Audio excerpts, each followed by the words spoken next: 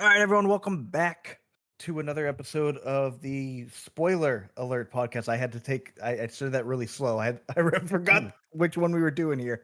Also forgot what episode we were on. Apparently, I misnumbered things in our doc. Uh, Yeah, I have no idea. I always just kind of think like gotta be like 50 or 60 something maybe. no, yeah, so I fixed it. This is episode 67. God damn. Yeah, Okay, I'm gonna so label mine that too so I can keep track as well better. yeah, I just fixed it because I was scrolling down and I have the titles or whatever. And I'm like, oh crap, I went to episode 60 and then started over again from Uh-huh. 59. I'm like, I fucked that up somehow. Oh So we're back. We fixed it. It is episode 67. Poop ton to talk about. Yet again, we've my seen days. a lot of movies. We got 17 movies in total to talk about, but somehow only three of the movies both of us saw. So you get a wide range here.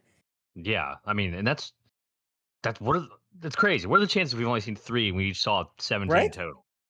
Yeah, that's absolutely nuts. I think most no, I can't even say that. A lot of the ones I saw were also theater movies, Yeah, yeah. because usually what happens is I'll get something on, Apple TV or something that's Uh, only streaming, and that's how we do the split. But no, a lot of the ones I saw, they're theater movies. But yeah, I think speaking everyone of I've seen is yeah, in the theater. That's okay. Onward. speaking of theater movies, we got two that are worth mentioning. It's hard to say two. One of these will be good. I don't know which. I'm pretty sure I can take a bet. But we got F1 the movie. If you like Formula One, they've been filming this at the races last year, which was really cool to see. You get Brad Pitt, Carrie Condon, Javier Bardem, Shea Wiggum, who's just in everything.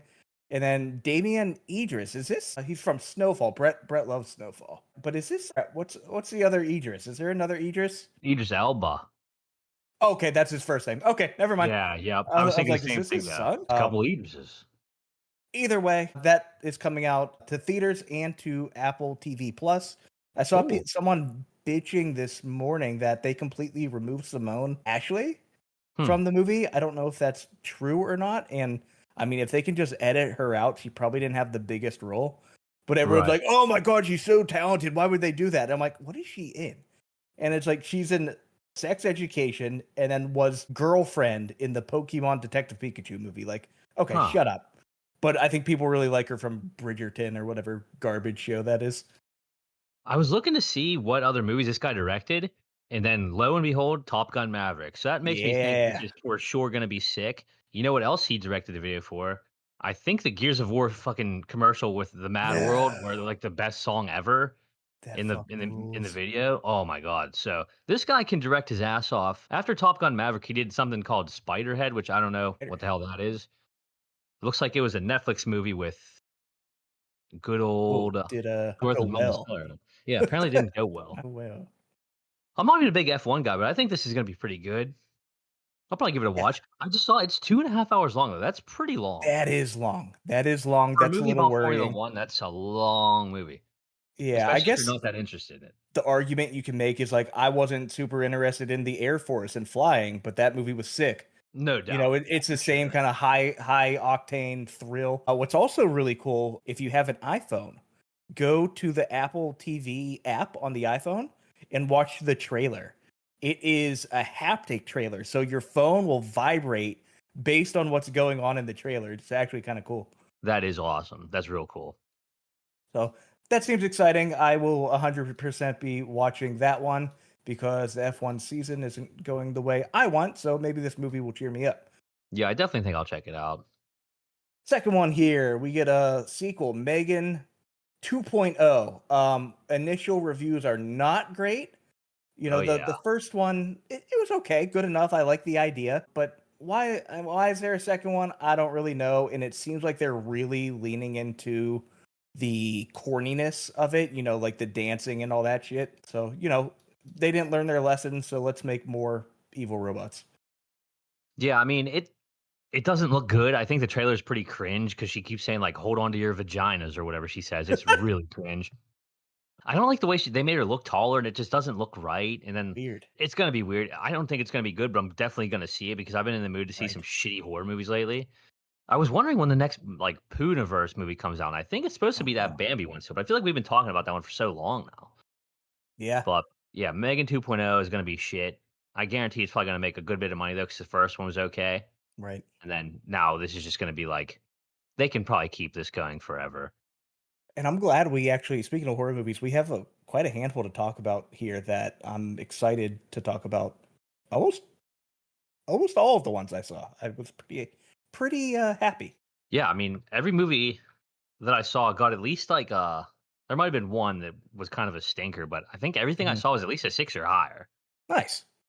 Yeah, yeah, we'll go through. I don't saw any like, oh, that was absolute dog shit movies. There's probably something I'll remember, but yeah, let's keep her moving here. Ty, any news we can talk about before we hop in? Basically just Legacy sequel week because apparently Harold and Kumar is getting a sequel, and apparently Right. Spaceballs is getting a sequel. I was I never a never big saw Harold and the one. Kumar guy. I never saw the I, original Spaceballs either. so Spaceballs is on HBO. It keeps coming up, and I've had it on my list for a while because I honestly don't know why. It seems like one of those almost like Saturday Night Live type movies. Uh huh. Just parody of Star Wars. I'm like that's funny. Yeah. Um, and then yeah, Harold and Kumar. I'm with you. I think a lot of my friends in like middle school, high school when it came out, they're like, "Oh, it's so funny," and I'm like, yeah, it's Yeah. okay.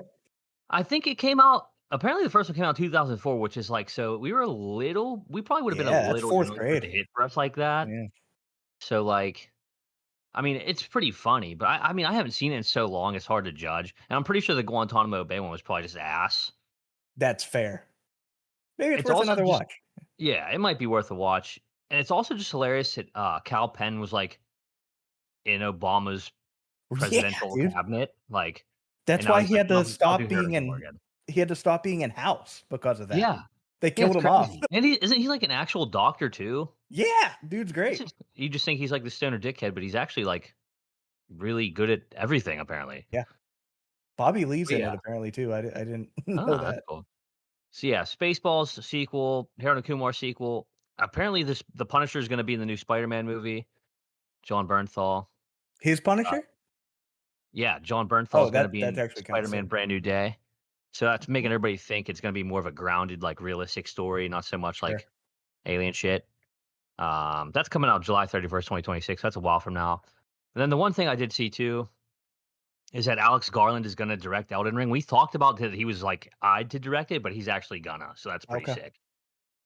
Yeah, Hopefully it does well. I think I brought it up before because what was the other one? I know he did 28 years later. Civil War Yeah. was the one last year that it like I love every idea he has. I just think Uh-huh. he flutters out Yeah. and can't finish it. So hopefully that's not the case here with Elden Ring. Yeah. You also It's get gonna old. be tough to adapt, I think. I really do. Yeah, like what are they going to focus on? There's so Right. much. And you can make it who's gonna be the actor? Do you even see his Mm, face? Like it's right. all Does it weird. matter? But we got plenty of movies to talk about, so let's keep on keeping on, brother. Alrighty, I can kick it off here first. I'm gonna go with a movie that I saw 2 days ago. I think I watched this on Friday. The Amateur. This is actually a film I wanted to see when it came out, but for whatever reason, I had the hardest time finding it. But it is Rami Malek, John Bernthal, and what the hell's his name? Morpheus, Lawrence Oh, Fishburne. yeah, yeah. So that's a little misleading as well. Lawrence Fishburne and John Bernthal are like barely in it, but it was still pretty good. A nice little fight against your own government, go against their will type of movie. Hard Mhm. to call it a spy movie, definitely a thriller. Essentially, the story is this dude works for the CIA, just as kind of like a dork. He's like a data encryption guy, Mhm. but his wife gets murdered in a terrorist attack, and he finds that the CIA is just kind of sitting on their hands, and he's like, "Well, Mhm. fuck you, I'll do it myself." Um, so that's the story. It is interesting enough. I ended up at a 7 out of 10. Mhm. Apparently, it is a book as well, and I have a feeling that the book is way better because there were some Probably. parts that you felt like they just straight up skipped over, completely rushed Uh-huh. through. And then this isn't super spoiler, but he goes to get like field training by Lawrence Uh-huh. Fishburne, and that's maybe a 5-10 minute part of the movie. Like you Uh-huh. see him horribly shooting a pistol at a target, and that was kind of it. But Mhm. they reference it. They're like, "Oh, you taught me everything you knew. You know, this is how I learned." I'm like, "You didn't learn shit." Like, at least it wasn't shown. So that was annoying. There was a bit of that, which doesn't make sense because it is it's 2 hours, so you Mhm. probably could have fit in more. But it did just feel like they skipped some things and fast forwarded through others. But overall, I was pretty happy with it. I like Rami a lot. Yeah, I Um, like Rami. yeah, I 7 out do of feel 10. like ever since Mr. Robot, he just always feels like he's that weird little dorky tech guy in every Yeah, it worked movie. out. But like, I'm looking at some of the other stuff, and he's not just that, but it just No. feels like he is just that Yeah, he's Freddie Mercury. because of Mr. Robot. Yeah, he's Freddie goddamn Mercury and Listifer Safin and No Time to Die. Yeah, yeah. No Time to Die is underrated, I think. Man, I don't remember a lot. Yeah. There's so Well, it's many definitely not as good damn. as like Skyfall or anything like that, or whatever. Yeah. What is the last one? Is the last one? No, No Time to. Oh, I can't remember what the last one's called. apparently I also like No Time to Die. I gave it an 8. I Okay. couldn't remember if I liked it. Apparently I really liked it. No Time to Die has got to be the last one, though, right? Or no? What is the last one? Yeah. No Time to Die. Was it Yeah. the last one? Yeah. Okay. Anyway, that leads me into the first one I saw, which is Clown in a Cornfield. And I didn't even really know too much about this. I just saw that I was looking for movie tickets one day and it was playing. And that kind of happens a lot, but so I had no idea what to expect. Bottom of the barrel expectations. It sounded kind of like a Winnie the Pooh type of film, but it was Yeah. getting like okay reviews. I can't remember what it's sitting at now, but I think it's not terrible. But to me, it was just more of like a shittier, grounded in reality version of it. It's basically Oh. just this is a synopsis: a fading Midwestern town in which Frendo the clown, a symbol of bygone success, reemerges as a terrifying scourge. So Mm, they just like to use the word scourge because it sounds cool, but it does. it reminded me kind of like Thanksgiving and Hard Eyes, just because it's like about a local holiday and then brings out crazy people to kill people and all Sure. that. But I think this movie would have done probably crazy numbers back in the day during like that crazy clown sighting craze. Remember a few years ago? Remember it was like, there's a clown Yeah. in my backyard on my Ring camera. That was all some kind of viral marketing or something. I can't remember if that was close enough to it or not. But Yeah. That was fucking weird. yeah, just people dress up as like clowns and act like a psycho in your backyard. I definitely think not too many people in this movie though. I think the most recognizable face in this was Will Sasso. Oh, okay. He's so I mean that's he wasn't the star by any means, but there's one other guy too. Let me see what his name is. He's been in some stuff. Clown in a cornfield. What the hell is this guy's name? He's always like an obscure little background character. Yeah, of course, the way they Kevin Durand. Kevin Durant. You'll know exactly who it is when you look at him. Oh, yeah. Don't Is he have in idea what his name. Batman? He's No, he's in in X-Men. Yeah, he was in X-Men Origins Wolverine. He was in Kingdom of the Planet of the Apes is like the Caesar He was voice. Oh, yeah, he was He's in the fake Abigail. he was Monkey Uh-huh. Man. He's Gotcha. been in so much stuff, but he was also in it. There's a quote in this film that I legitimately deducted points for because I think a Mhm. bunch of like clowns walk out of the field and she goes, "That's a lot of friendos," and then a bunch of clowns came out of the cornfield. And I was like, "Oh God!" I actually face palmed in the theater. Yeah, they deserve that. They deserve Yeah. the point drop. It can pretty much just be summed up as "We hate teenagers, don't mess with our town," the movie. No standout acting or even really any moments from the movie. It may be worth a watch if you just toss it on, while you're chilling. But this was the lowest one I saw in this Yeah. stretch here. I went 3.5 on this one. Yikes. Yeah, not All great. right. Not one to touch. And we kind of already talked about how there's definitely going to be more because it's somehow based on a book. Yeah, there's definitely going to be another one. I guarantee it. They always have to leave an obscure ending just in case. Disgusting. Yep. Like if you just keep scrolling down on the IMDb thing, it's a storyline and then it has like tags and the second tag is just gay. Oh yeah, yeah. There is a gay subplot. Okay. Not the clown, just the one kid. Oh All my god, right. the budget was 1 million and it made 10 million. So there's definitely going to be another one. What? It's produced by Shutter though, so it probably they probably just put a little bit of money into it. And they're gonna make their money back, and I mean, Shutter's That's actually doing decent, wild. decent horror movies. But yeah, I mean, Yeah. 1 mil, 10 mil, Holy there fuck. will Yeah, be good for another one. them. Can't hate on him for that, but Oh, hate on him for being a subpar horror movie. Yeah, you can hate the movie, but the business side of it, good work. No doubt. All right, my next film here. I actually thought this came out in 2024, but it was right on the edge. It actually came out in early January, and that's going to be January 17th. And funny enough, the name is also a date, September 5th. This is the true story of the 1972 Olympics coverage in Germany, where Israeli athletes, so kind of relevant, uh, ended up being held hostage by a terrorist group during Huh. the Olympics. Pretty wild story, and it's kind of a thinker of what is right and what's wrong when it comes to news broadcasting something live like this. And that's kind of what the story ends up being is like, should this be something that's aired live? And then of course it's like if you air it live and they're watching, you might be giving the terrorist information about where military is, where police are. Is it right to show something like this? This is during Olympic coverage, a lot of people Hmm. watching TV. So there was a lot of like moral questions on that side of it. I don't know, how real it ends up being, but the drama's pretty solid. I'm basic here. This was another 7. I'd probably put this slightly above the amateur. It isn't as intense, exciting, but the suspense of like, I wasn't alive in 1972. I have no idea what happened. I made sure not to look up what happens Hmm. and went into it blind. So that kept this suspense going here. A lot of decent acting in here. You get Peter Sarsgaard, not to be confused with Skarsgård. John Magaro, he's actually in a handful of things. Big Short, Past Lives. That movie sucked, but he Super Pumped, which was actually fantastic, about Uber. But yeah, it was enjoyable. Quick watch. You learn something. It's only like an hour and a half. But yeah, I went. Let's give it like a 7.2. Nice.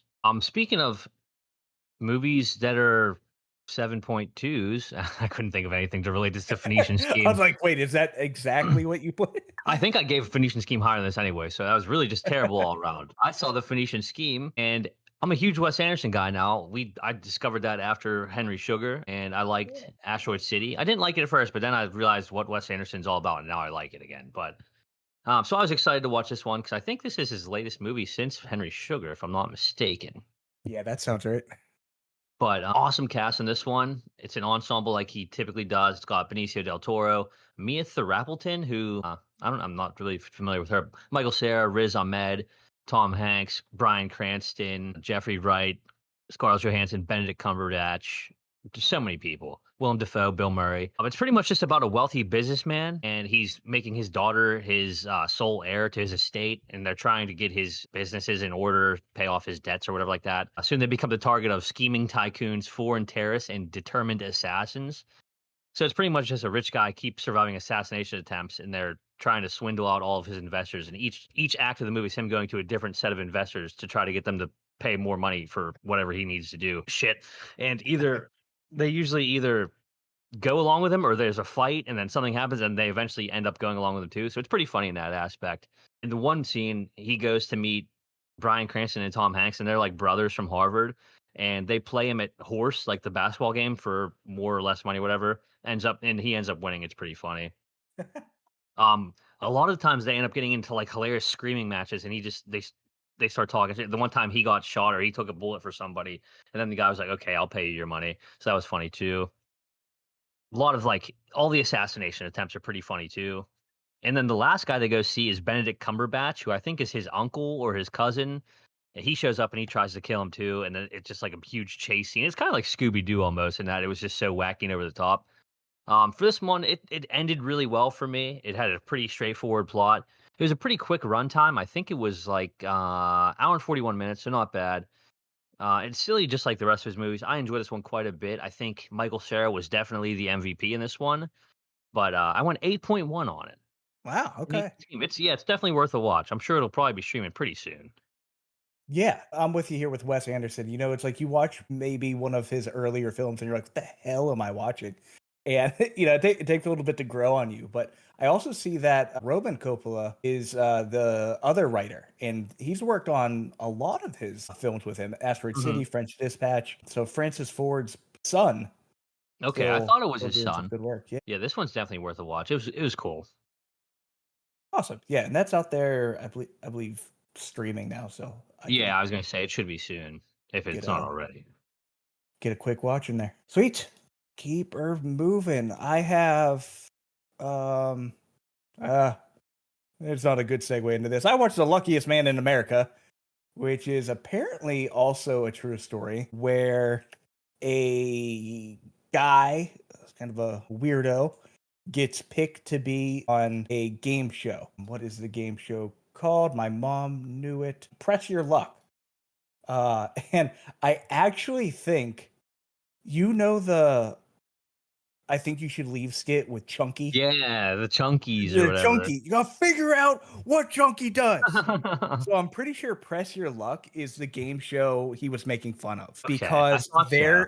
there is a guy called the Whammy Yeah. that if you land on him, he takes all your points or some shit. So essentially the story of this, there's not much to it. So, I'm just gonna spoil it because it's pretty simple. I won't tell you exactly what happens at the Mhm. end, but essentially the guy learns the pattern of the lights on the game show so he can never lose.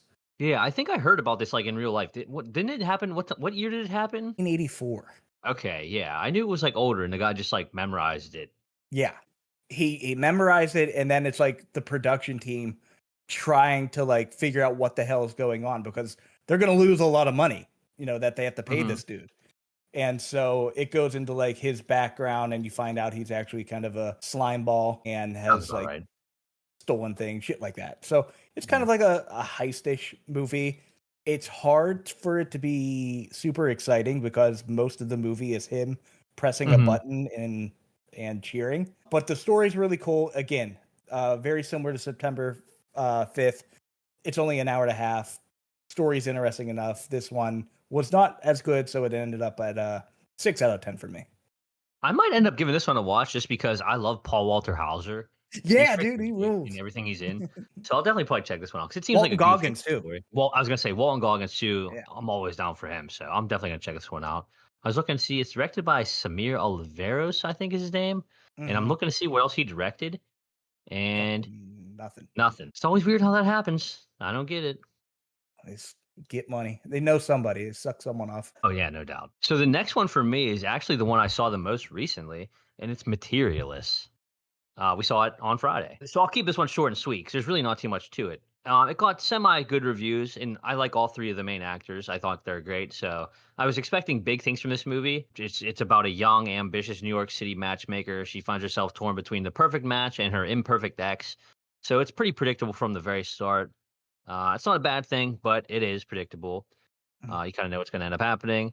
All three leads are good, and their characters are enjoyable. This movie can pretty much, though, it just be summed up like this. It either needs more romance or more comedy because it's not much of a rom-com at all. There's really not that much comedy. So I'd hardly consider it a rom-com. It's more just kind of like a drama or like a romance drama, but it's not even like there's that much like fucking and anything like that in it. I think it needed something to take it from just an okay movie to the next level, like rom-com, anything like that. If it had some like funny, memorable moments or some intense like notebook style love scenes or something like that, it would be good. But it was just too cliche and predictable for me. Even the girls I saw with Tay and our friend Kelsey, they kind of were like, "Huh, I thought it was gonna be better." It could have ended probably about 20 minutes earlier. I think the runtime is pretty long. Let me double check. I think it was pushing 2 hours.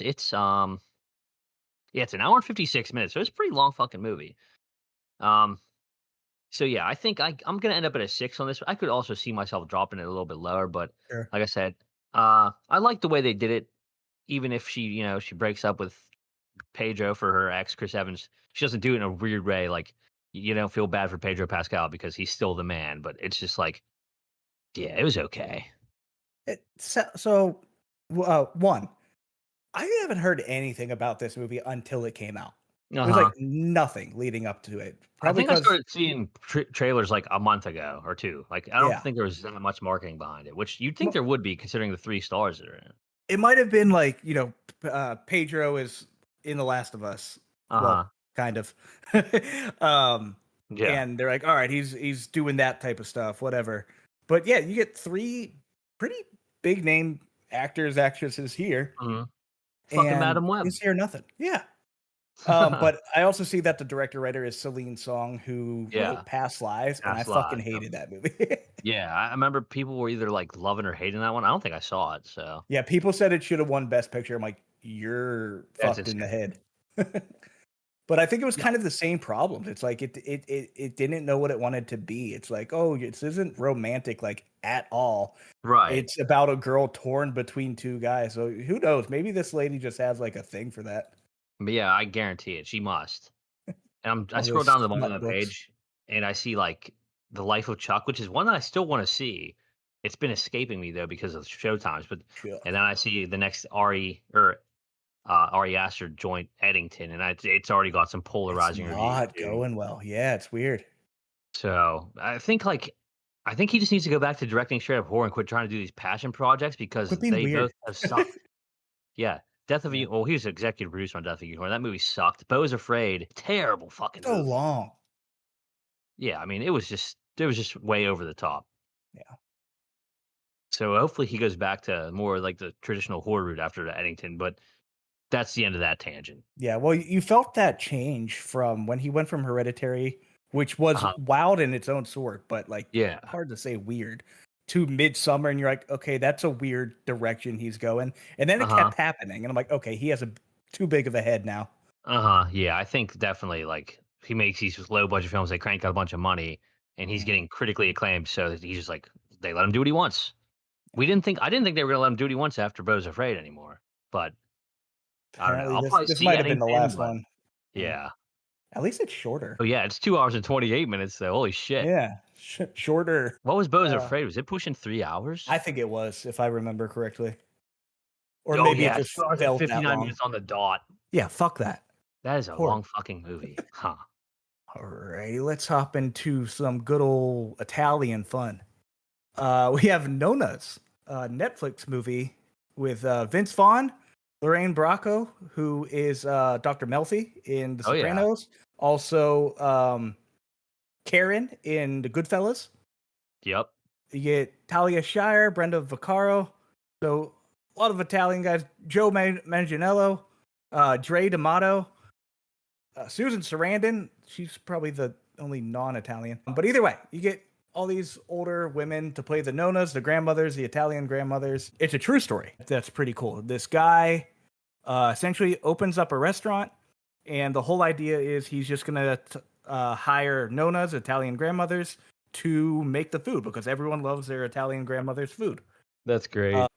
so he brings in all these ladies and everything, and they start a restaurant in, I believe, Staten Island. And yes, it is a true story. The movie, however, is what we're focusing on here.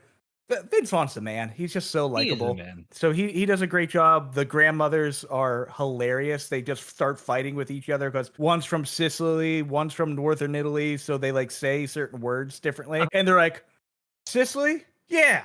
Spits on the ground. I spit on Sicily. It's like, whoa. So they just kind of fight amongst themselves, which is really funny. The movie was too long.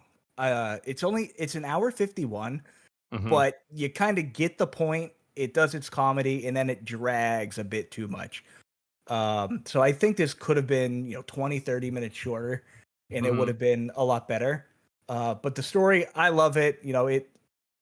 My grandmother cooking for me, that whole family thing, I love it. It's something I don't have here in Texas anywhere, which is heartbreaking. But just a feel good movie. There's a lot of the movie that doesn't feel good, but of course, as you can imagine, if they made a movie of it, there's going to be feel good towards the end. Let me say this. I'm going to be a little bit mean here, but the real guy, he should be very happy they picked Vince Vaughn to play him because he is not nearly You as look like good a looking of a joke. dude. I'm a little bit mean there, but whatever. Vince I'm gonna Vaughn have to look him up. rules.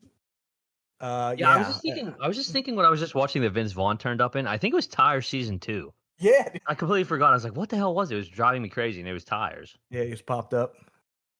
I'm definitely gonna watch this one. I think this is like always everything with grandmothers is always just charming. You know, it's fun to Yeah. watch. I'm not Italian at all, but I fucking wish I was. Speaking of talent, Festa's gone, right? Or did they finally bring it back? Yeah, R.I.P. It's been gone since like I Damn. think like right around COVID or maybe even before. I Yeah, think everybody Neil. that ran it just got old as hell. They said they're like everybody's just getting Yeah, too old. We just like quit. is Neil's uncle, and so Ah, for like a while, for a little, not a while, a little bit there, Neil was thinking about running it, oh shit. and I'm like, dude, that'd be sick. Like if I was on up there, I'd love to like do that, but I'm way Uh too huh. far to help out. Yeah. It's like that was always a staple back at home, but like now I live in Pittsburgh and there's Little Italy Days, which is like that times Yeah, like about 10. So I'm excited for that this year to they're finally about to go. 'Cause I do don't think I was something able to go last year. in Reno. There's some big Italian fest that I might go to. Oh, there you go. Yeah, need me some food. Hell yeah. But yeah, Nona's rolled. What do I give it? I have a 7 here. It's probably a mid 7, like a 7.5. Okay, that's cool. I get it. It needed to be shorter. It was too long. Yeah, I might have to toss that on one of these days this week for sure. Yeah. That seems like a good after work flick to throw on. Next, we're gonna get into one of the ones I liked the most out I, of this whole bunch, Ballerina, from the Book of John Wick or whatever the actual title is. The elongated title. Let me see. The Book of John Wick or the oh, John Wick. They might have cut that part off. Actually, it might just be Ballerina now. that From was the smart. world of John Wick, it was, but I think they just shorted to Ballerina. But Anna Darmus and anything, count me in. Especially for like one of the best modern action franchises going right now, John Wick. Fuck yeah. Yeah. She's an assassin trained by the traditions of the Ruska Roma, who is the same people that brought up John Wick. She's set to seek revenge after her father's death. So it's a simple enough plot, and that doesn't make one difference to me because this movie kicks fucking ass. I had a moment like right in the very beginning, I was like, "Huh, I can't remember if this movie's rated R or not." And then I shit you not, probably 3 minutes after that, someone got shot in the face with 6 arrows, and I was like, "Okay, yeah, this is rated R." Yep. Yep. Yeah. Um, I didn't know it was gonna be like a straight up origin story. It wasn't. It kind of leads into more modern day, but it starts off a little bit like a origin story. Hmm. Um, so we do get a little bit of that in the beginning. We do also get some fucking Baba Yaga action in it. John Wick makes an appearance. It takes place right in between 3 and 4, I believe, and they make it make sense how he gets there. 'Cause he's not there for very long whenever he meets up with Ana de Armas, but there's some really good parts whenever he shows up because he just shows up to this town that she's like fighting every single motherfucker in that lives there. And he's like kicking all their asses, and the one guy goes, "I'm not going up there. It's John fucking Wick," and then he just gets killed immediately. It's so funny. Didn't need to. Great cinematography per the usual with these films. There's really good shots of just Ana de Armas even just walking, let alone doing any action. Really sick shot of her just walking through a tunnel. I think that's you can see it on the IMDb page. It's right there. It's in the trailer. Her in that tunnel with the lights. It's such a good shot. And then we get the addition of Norman Reedus, who I feel like that's a no brainer for this franchise. He Yeah. kicked some ass, and that's just another way they could spin it off as well if they wanted to. Yeah. Um, but a lot of badass fight scenes and standout moments in this one. I don't think anybody's doing action better than Chad Stahelski. I think I don't know if he didn't direct this one, but he's the guy behind all the John Wicks or whatever. I think. Right. Um, directed the Yeah. last couple of them. Len Wiseman directed this one, and he did all the Underworld movies. Okay, so that's kind of wild then, because I don't think those were any as near as good as this one is. Yeah. I don't think so either. Underworld was one of those movies where like they needed something to combat like the Blade movies. There was a very big vampire werewolf, with Twilight going on around that time. Yeah, I feel like he can probably do it better if he's based in reality, like without the werewolves and shit. Yeah. 'Cause this movie kicked fucking ass. What else? Oh, there's an entire fight sequence when she only has a box of grenades to kill people with in this like basement, and it is fucking awesome. Like I said, she goes to this town, and literally that lives there is everybody that lives there is an assassin, and they come after her because she's like killing them all. So she just walks into this diner, and you think, oh, okay, she's gonna be able to like chill for a minute. People leave, and then she starts fighting with one guy in there. Then they all walk back in with guns. They start fighting her. The waitress starts fighting her. They're throwing plates at her and shit. It is fucking awesome. Just like I said, so many unique kills, so many fights. I have a lot more written down that I don't even want to spoil because it's really good. I think you should watch it. Yeah, I like this one a lot. I'm really high on it, more than I even anticipated to be. I went 9 on it. Hell yeah. Yeah, so it was badass. Yeah, I gotta get to this one. And like you said, anything kind of John Wick related, I think they call Mhm. it gun fu. Yeah. It's just exciting. As long as the original John Wick people are involved, like Sikowski and Keanu have any say in it, it'll be good. That's what I think they said. Keanu or one of them said that's why the show, The Continental, didn't turn out as well because they didn't have quite as much a say in it. So Uh, people didn't really tune into it too much because is it that just wasn't. Peacock? It was either that or HBO. I can't remember. Well, I don't think it was HBO. I think I would have watched it if it was HBO. Yeah, if it was HBO, I think it probably would have been more. They would have done it well. I think it was one of the ones I didn't have at the time, so I never watched it. Yeah, yeah. But The yeah, can't Con- recommend that one enough. yeah, Peacock. Yeah, well, Gotcha. that's weird. How do you do that on Peacock? Like, Yeah, what's a 'cause I'm mature show on Peacock? There's nothing. Alrighty, that probably is pushing top of our top five. I would imagine from that yeah, no rating. So doubt. we'll have to check that out. I also have an action movie here right after this one, an animated action film, Predator: Killer of Killers. So this was another streamer. This was on Hulu. I like the Predator movies for the most part. They're cool. I Mhm. think they're a neat species, I guess we'll call them. This one was done a little different. It is basically set up as four stories. And you can almost kind of think of it as a series. So they go to different places. It starts off with a Viking timeline. So it's, Mhm. way back in, I don't even know what year Vikings were, but let's just say 1100, something like that. And then that plays out. It jumps ahead to I believe the fits in Japan with a samurai story, and then it jumps ahead to the 90s and it follows an American pilot in World War. I believe it was two. It's usually two, and that was by far the fucking worst one. I could not stand that dude. Just World War II versus a insanely Predator. annoying. The American dude that like flew the planes, he was just fucking annoying. Yeah. Whereas like the samurai and then this Viking lady is just hard as fuck. And the fight scenes are super cool. And that's honestly why I ended up with the rating I did. I have it, on IMDb, I have it as a 6. It's more of a high 5. Mhm. We can joke about that. High 5. High five. But mostly because the writing was kind of piss poor. Mhm. You basically have the same story 3 times, Mhm. Predator's gonna end up which beating the fuck out of everybody, right? he tries to. It's Okay. it's more so oh, something completely unrelated to Predator. A Predator showed up. Huh. Someone I love died. I got to kill Gotcha. Predator. It's that type of shit. But also, what's kind of neat about this one is apparently, and I think this was said in some earlier Predator movies, there's different kinds of them. And like they all kind of look the same, but some are Mhm. like more techy. Some like one in this one is a pilot, and some are more just like, I'm big as fuck. I am just gonna beat on you. No tech type deal. Yeah. So that's kind of neat that there's different types of predators. And then the fourth story ties it all together. And that sounds weird because they're from hundreds of years apart. And it is. It is weird. But it's a neat idea. The third story was absolutely terrible. The writing subpar. The action and the violence is friggin' awesome. So that is the only reason it made it as high as it did. The ending was pretty damn stupid as well. Yeah.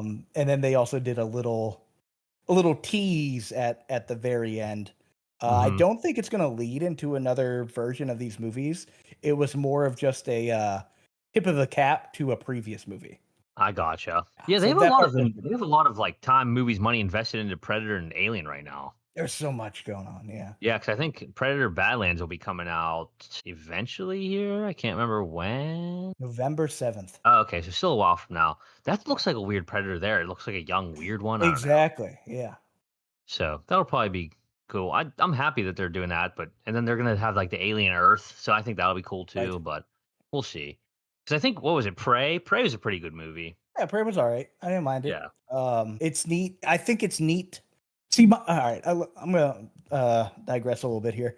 I think it is neat to think that the predator species has been around for hundreds of years. That's Yeah. pretty cool. You know, maybe longer. And they just show up at certain points of time on Earth to go and like prove themselves as warriors. Uh-huh. Dude, why do they keep fucking losing? Right. It doesn't They're make any supposed to be the damn most sense. badass thing of all time, and they always get their asses whooped. Yeah, they come in with crazy technology, fucking guns, explosions, all this stuff. They're like, I have a spear, and it's dumb. Or like they'll be like, oh, they can only see heat, and I'm like, I don't think that's true. I know they like use it as an assistance, you know, from the very first movie Mhm. with Schwarzenegger. They use heat vision to see people, but like, it's not like they're fucking blind if they don't have it. They can still see. So there's some really bad plot armor as well, like Mhm. horrible plot armor in this movie. It's in all of them, but like this one is just because it's four different stories, and each one of them has plot armor. Mhm. It's insanely annoying, but the fights are cool. The violence is cool. So What watch do it you for think that. about the animation? It seems like it's pretty solid. Yeah, so it looks neat. I'm not a huge fan of this kind of I Mhm. call it like low frame rate animation, you know, Mhm. where it kind of looks like things are a bit more jittery than they should be. The art's, you know, if you go frame by frame, you're like, "Oh, wow, that's really well done." It's just not my thing. I want it to be a bit more smooth. I don't like all the Uh-huh. Yeah, it jitter. seems a little bit choppy. I know Yeah, exactly, like, the style you're kinda talking about. yeah. But Um, I was looking to see what else this guy directed just real quick. He did 10 Cloverfield Lane, and then he did an episode of Black Mirror, an episode of The Boys, hmm, whatever the lost symbol is, and then he directed Prey, and then this. So I'm okay. sure he's probably. Oh yeah, he directed Predator Badlands too. It looks like. Yeah, I don't think did he write it? I think the writing was my problem. He didn't Mm, well, he wasn't the main writer, it looks like. Misho, Robert, blah blah blah blah. Yeah, well there exactly. Fucking look yeah, at that dude. 3.9, 3.8, 4.5, 3.2, 1.2, 3.9, 2.2. This dude sucks. yeah. What Sharknado. the hell's this guy doing? Did he actually do Sharknado? He was additional crew in Sharknado. Oh So my let's look at what he god! wrote. Predator, blah blah blah. Hashtag Follow Friday, Z Nation, Bigfoot, Adopting Tower, Mega Shark versus Caracosaurus, Oh my Meteor god! Apocalypse, and Dragon Quest. The highest rating of all of that is Z Nation, and that's only because it is a TV series and he didn't write every single episode. Oh my god! I'm So also. this I did dude not sucks. realize they were on. I didn't realize they were on Sharknado 5 either. Just looking at this guy's thing, they're on God. Sharknado fucking 5. Actually, there might be more than that 'cause that was in 2017. So Sharknado 4 was named The Fourth Awakens. Sharknado 5 was called Global Swarming. And then Sharknado 3 was just, oh, hell no. Dude, wait, Tara Reid is still in all of them? She looks so bad. She does. She looks so fucked. Oh, there's also the last Sharknado. It's about time. What the hell? It's a TV movie on Prime Video. That was 2018. No, it must have been the last one. So Do that's it. crazy. Wow. Well, Predator Things are silly. Badlands, get fucked, kind of, with your Yeah, 5. On the other hand, I'll throw it over to the boy Tom Cruise. yeah. This was definitely one of the most anticipated movies, even going into last year, because that's whenever Dead Reckoning ended. I think some not middle of the road reviews early, but some kind of like some early reviews kind of killed some of the hype for this one, but not for me. I still really enjoyed it. It does pick up right where Dead Reckoning leaves off, but basically for a refresher, Ethan Hunt and the IMF team continue their search for the terrifying AI known as the Entity, which has infiltrated intelligence networks all over the globe, with the world's governments and a mysterious ghost from Ethan's past on their trail, joined by new allies in arms with the means to shut down the entity for good. Hunt is in a race against time to prevent the world as we know it from changing forever. So this one's pretty much like the entity has taken over every country with nuclear capabilities, nukes. It taking control, and it comes down to pretty much to the U.S. as being the last one that still has control of their nukes, and they're like about to do a preemptive strike because they're going to take everybody else out before the entity can do it. And it's pretty wild. And then you got the Gabriel guy, doing his shit. It does start off pretty slow with some pretty long breaks in between the action, but then we get to the first absolutely wild of two pretty fucking wild set pieces and action sequences. He gets to the submarine, and it's insane what happens down there. It's hard to suspend some disbelief because of what goes on down there, but it's definitely edge of your seat, must watch, like crazy shit. Then we get a little bit more of a break, and then we get to the third act of this film, which is it basically just takes place in the sky the whole time with Tom Cruise just pulling off some ridiculous shit, walking on airplanes, jumping from plane to plane, and fighting guys. Like the entire movie just hinges on this third act, and it makes up for the little bit of the slow start because this is like sweaty, heart pounding shit. There's a lot of like over explaining and exposition dumps though, and I don't know if that's just because like it may be the last one, so there's a lot of callbacks to the rest of the franchise, but Mhm. they're like kind of like over explain a lot, which I was like, you don't really need to do that. But this one definitely does have better stunts and set pieces, I think, but it's probably weaker overall film than the first one. It's still really awesome movie, still well worth a watch. Tom Cruise is definitely the man. I did see he's getting an honorary Oscar next year for his like dedication to film and stunt work, so Good. that's cool. He deserves it. Um, I feel like if this was the final film in the franchise, they could have definitely ended it differently. So I think they might leave the door open. I don't want to spoil anything though, so I won't dive into how I would have ended the movie, but Sure. I ended up at an 8.5 on it. Solid movie. Yeah. Really, Okay. really good. Uh, Thought it was going to be higher than that, to be honest with you, but solid movie nonetheless. Definitely well Ball- worth a watch. Ballerina better. Ballerina better, yeah. Okay. All right. Yeah, I wasn't. Man, this was one of the first movies we kind of viewed a while back. Yeah, this Yeah. and I wasn't super big on the last one. I enjoyed it for what it was. There were just some things that I'm like, okay, we're dragging it. Is this one pretty long too? This one is, let me double check. I think it's pushing 2 hours. It is, I should have said 3 hours. It's 2 hours and 49 minutes. Fine. Okay. All right. I'm 100% going to see it. It doesn't feel Absolutely. like it's that long, though. I will say, it does not feel like a 3 hour long movie. Oh, you got Mr. Milchek from Severance in it? Let me see who that is. The Tramel Tillman. Oh, yeah, he's great. He's fucking I hilarious. love that He dude. shows up. Tom Cruise shows up on his submarine. And he's like, "If you're here to cause trouble, you found the right fucking boat, or whatever." It doesn't say something like it's basically along those lines. Though it's become a God, meme kind sweet. of. It's cool. Yeah, that guy rules. Yeah, Nick Offerman's in it too. Really? Yeah, Nick Offerman. That Palm Clementif, whatever hell. Yeah. Okay. Yeah, the same old cast. Haley Atwell. I think she's smoking hot. Oh yeah.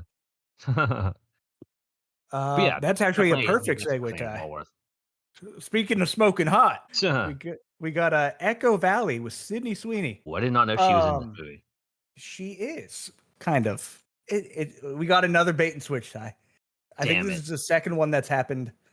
Actually, no, the other one was with Aubrey Plaza in that Yeah. fuck what's that movie? I don't even remember. My old ass or some shit. My old ass, that's it. Yeah, where they make you think she's a big part of it. She's not. Like she's in it, she causes the problems, and then she just kind of disappears for most of the movie. Like, let's see how long this is. It's an hour 44. I bet she's in it less than a half hour. So yeah, another good old bait and switch there. This was okay. I'm almost positive. It feels like a book type movie that just wasn't translated over very well. Everyone from Harry Potter's in it. You get Bill Weasley, you get Aunt Petunia. What the hell? Yeah, so I was like, what? Why are there all these British actors in this? But Bill Weasley, I should call him by his real name. Dom Hanal, that's a stupid name. Gleason is the main bad guy in Huh. this movie. And he is the least intimidating person in the world. This dude is a stick. Like, he is not threatening. You can't make him out to be this big bad drug lord guy because it doesn't work. And that was a big problem. Like, dude, kick this dude in like the nut and he'll fall over. Like, and then the movie's ended. You fixed all your problems. But long story short is Sydney Sweeney is a drug addict and a runaway. So she kind of only comes back home when she needs money. And so she comes home one day and says she killed her boyfriend because they were fighting because she accidentally threw a bag of his because she was mad over a bridge and that bag was full of drugs. And so they owed Bill Weasley like 10 grand or something like that. Mm-hmm. And so she's like, I need this money, Mom. You need to get me the money. What am I going to do? What am I going to do? And it's just bad overacting. Like, I think I said this before. I don't remember in what movie. Sydney Sweeney can't act. Yeah. It's it's not good. We know why she's in things. It's because she's attractive and she will draw people in just to watch her due to that.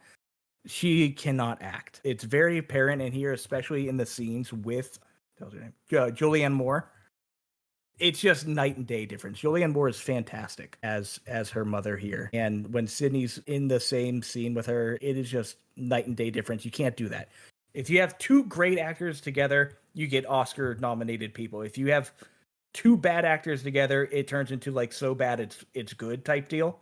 And then when you have like a good actor and a bad actor like this, you just end up with kind of a subpar overall movie. But that was a problem. Aunt Petunia, Fiona Shaw, she's my favorite part of the whole movie. She's just kind of funny, lighthearted, but a fantastic friend to Julianne Moore's character. It felt way longer than it actually is. It's only an hour 44, like I said, but it is just, the ending is dumb. There's a lot of holes. I ended up at a 5, and this is probably a real 5. You know, it was just very middle of the mall type of a movie. I did not even know it was a thing. So that sounds about right. Yeah, Apple TV Plus. I just never know whenever they come out. 'Cause I don't even have Apple TV Plus. Yeah. It's not super worth it. Yeah, I kind of figured. 28 years later, I'll go pretty quick on this one. This one I saw on Thursday, and it is divisive as hell, I will say. I was looking forward to this one. I had pretty high expectations, and I thought it was going to be great. Some people are calling it one of the best movies of the year, and I beg to differ. I think it kind of isn't great. From the trailers, I thought we were kind of going to get like a almost the Last of Us type movie where we get a father and son trying to survive in like the wasteland of the zombie apocalypse, but we get a completely different story than that.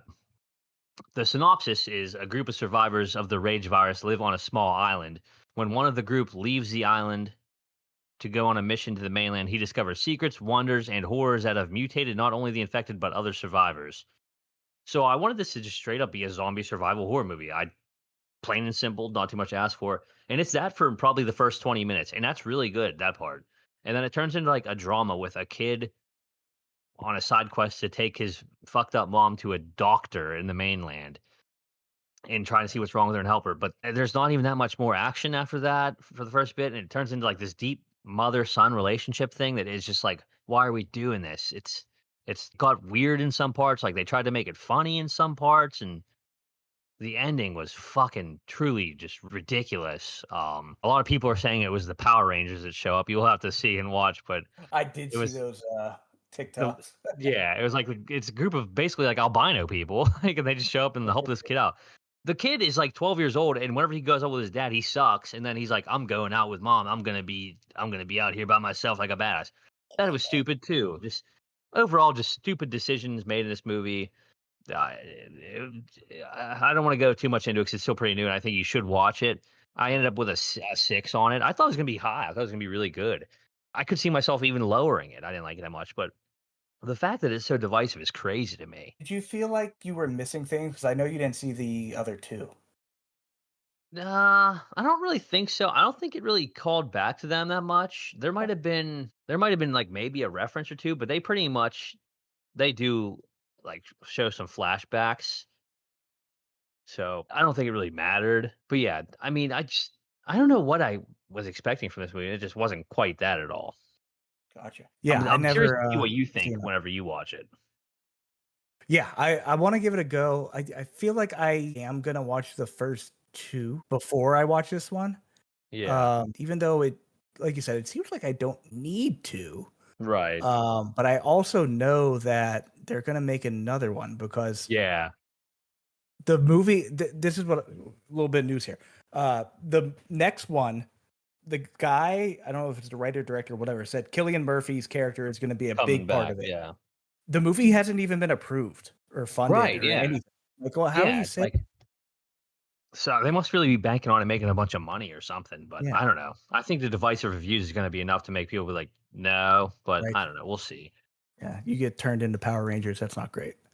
Yeah, I mean, for zombie IPs right now, this is like one of the. I mean, it's like one of the most well-known ones, but this one, not it, not for me.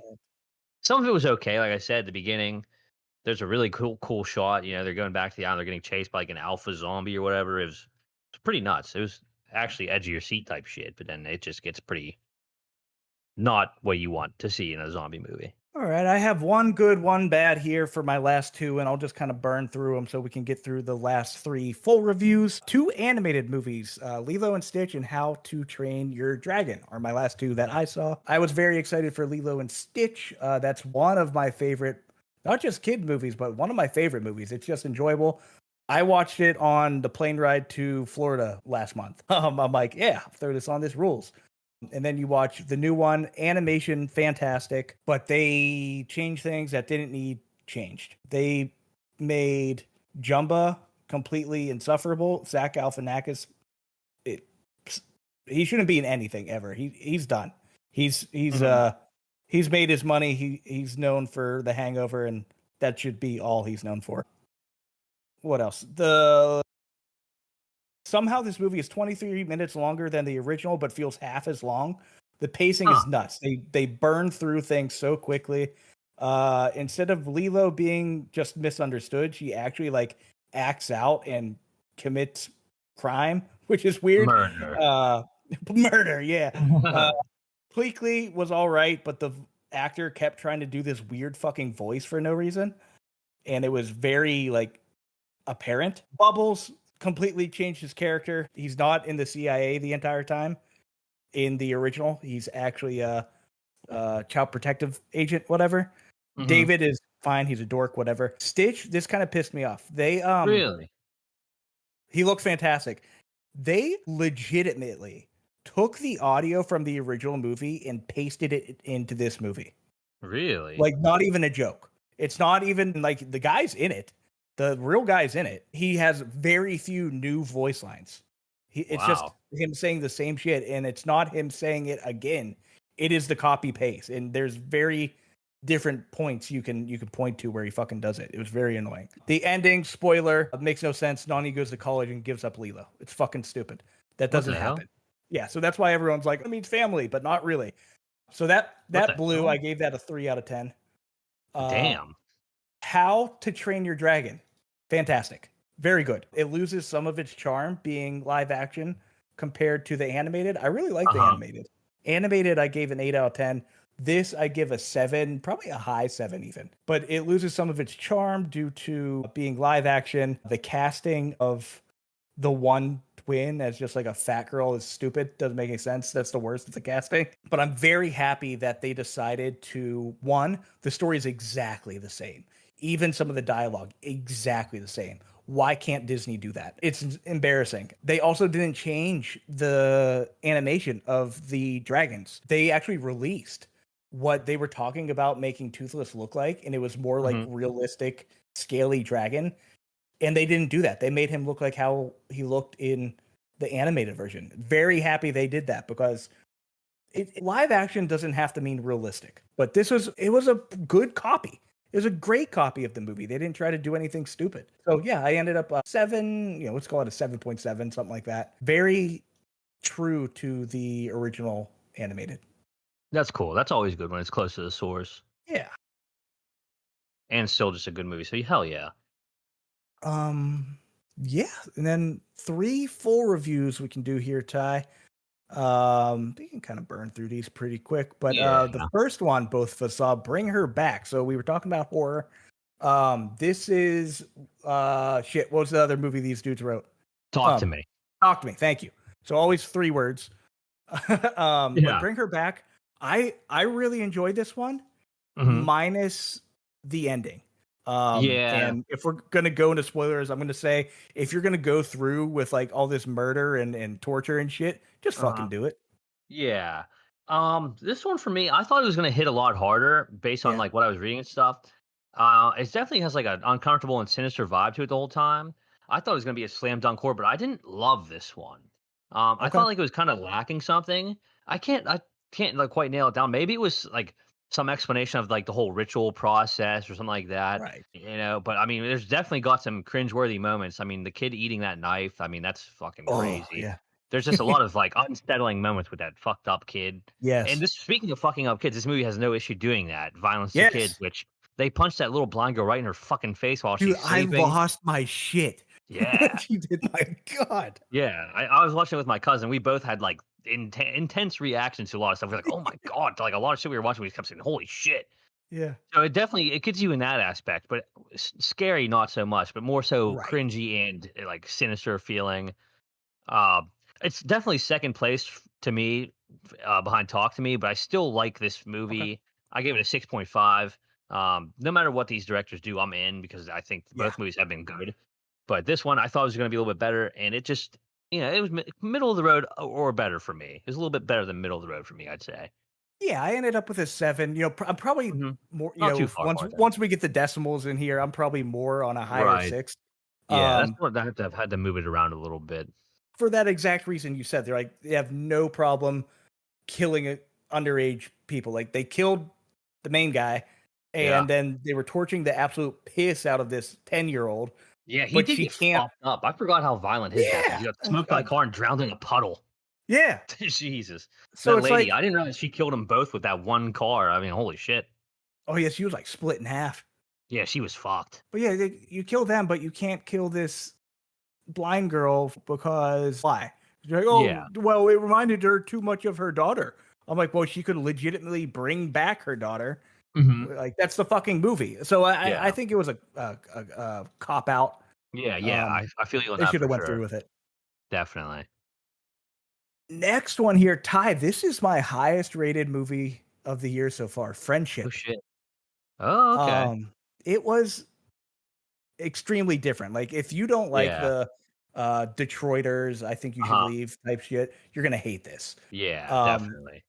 I went in thinking it was gonna be a bit more serious, Yeah. which it kinda was, and then, you know, what's his name? Tim Robinson Uh-huh. kinda just turns on the jets Yeah. and just starts doing his thing. And I'm like, oh, okay, this is what we're doing.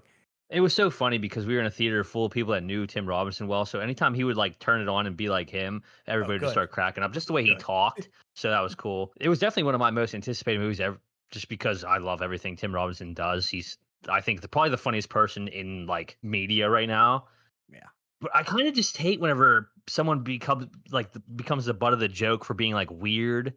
In this Sure. case, it was Tim Robinson, and it got pretty cringy at points, which is also Mhm. tough, but I need to stop seeing reviews and ads for movies because a lot of people said this was like the funniest thing they've ever seen. It was funny. I liked it. I liked it. I gave it an 8. I liked it, but it was not the funniest thing I've ever seen, like some Sure. people said. I thought it was kind of a tad bit slow, and the story was kind of lacking a bit. I didn't really know what all directions it was going. Like I said earlier, like a couple of these movies have just been missing that extra thing to take them up to the next level. Right. So like I said, an 8. The best part of the movie for me was easily the fucking Toad trip. That was He licked so toad. damn funny. He's like, uh, "What'd you do?" I ordered I ordered Subway." And it Yeah. was like, What? "Rip me off, little piece of shit, little asshole." It was so funny. Great acting too from Tim Robinson and Paul Rudd. I do hope Tim Robinson continues to do, like, movies as well as, like, sketch because this is it's hilarious. I went 8 on it, like I said. I could see myself hiring or even lowering it upon rewatch and just the way the rest of the year shakes out, Sure. but I liked it. Yeah, it's interesting because I think you went in thinking it was gonna be funnier. I went in Yeah. thinking it was gonna be more serious, and then Yeah. we ended up with kinda close, only 1 point apart. I was at a 9. No. But yeah, interesting. I ended up speaking of Hots of the Year, I ended up giving Sinners a 10 out of 10 upon rewatch. I don't think Dang. there's anything wrong with that movie. I truly don't. And it's crazy because that movie, every time I would see a trailer for it, I would be like, "This movie's gonna suck shit. I think this is lame as hell." It's fucking just as good on rewatch. It's so cool. I have nothing wrong to say about that movie. Okay. Okay. So it's pretty shocking. First 10 of the year. Uh, was it? Yeah, yeah, For well, damn. Alright, last one here. Another horror movie that no problem killing children. Final yeah, Destination Bloodlines. This was a shocker. absolute shocker. I saw that it was starting to get good reviews, and to me, I was like, Final Destination is kind of like a dead franchise. I've every Yeah. time I saw the trailer for this too, I was like, this is gonna be shit. I texted you every Yep. time. And I mean, I'll admit I was absolutely wrong. This is a fucking great movie. Um, I did go back and binge through most of the other Final Oh, Destination movies. nice. I think I left off on 4. right somewhere around there. But Yeah. yeah, they're all it just scratched that itch for me after watching this one. This one I think has some of the best kills. Mm. They're all unique. They're all gnarly as hell. I like it whenever they swerve you a little bit and you think some shit's gonna happen, but it doesn't. Like Yeah. in the tattoo shop with that guy. I think his name's Eric Inouye, but he was the MVP of this movie for sure. His name's Richard Mhm. Harmon. I just had to look it up. He was hilarious. He stole the show. I He mean, finds it out for he's his dad wasn't his dad. yeah. He's like, "Is that why I that guy was wanting to play catch with me?" so I saw It's so that funny. clip from a Uh-huh. TikTok, and I didn't know it was from this movie until Uh-huh. it got to it. I was like, "That's what this was?" Yeah, I mean, there's some genuinely funny moments in this movie as well as just, like, jaw-dropping people getting absolutely fucked. Yeah. It, I think it wastes no time too. It's almost 2 hours long, yes. but it's flew by. That's it did everything right. It did It everything does. right. I think it could have been shorter because that's how horror movies are. Like once you Yeah. kind of figure it out, okay, we Uh-huh. know what's going to happen. Right. But this was fast pace off the bat, and I don't remember most of the other Final Destinations. I probably only saw up to 3 or 4 Uh-huh. like you said. But no, it was good. It doesn't have a happy ending, No, and I and love that. I we love need that's more what of these that. movies are all about. Yeah, we should have that. Like, Yeah. Talk to Me should not or not Talk to Me, Bring Her Back should not have had a happy ending. I guess it kinda didn't, but needless to say, these It needed people, to be it's so funny. They always think they're safe and then end up getting absolutely splattered by, like, a log truck, which yeah. is like a callback to another Final Destination movie. I think that's 2, but I love it. Yeah.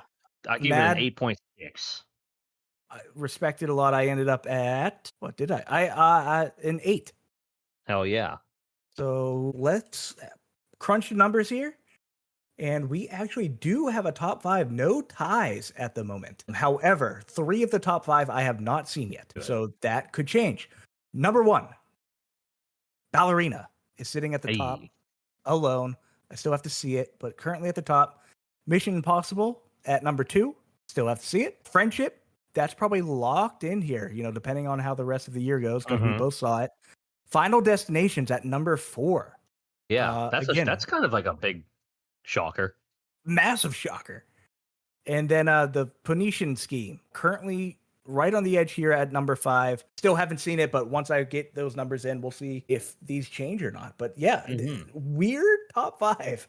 Very weird. And we're entering summer blockbuster season. I mean, we got a bunch of movies Go. coming out soon, so we will get back on track here I'm gonna just start because of the slapping. amount of blockbusters coming out. I think, like I said, F1 this week, we could start stopping a pod a Mhm. week at this point 'cause we won't have to wait in between to get a decent release, you know? Yeah. I'll probably see both the movies this weekend and then we'll get to talk about those. And then the next week after that, we'll have Superman.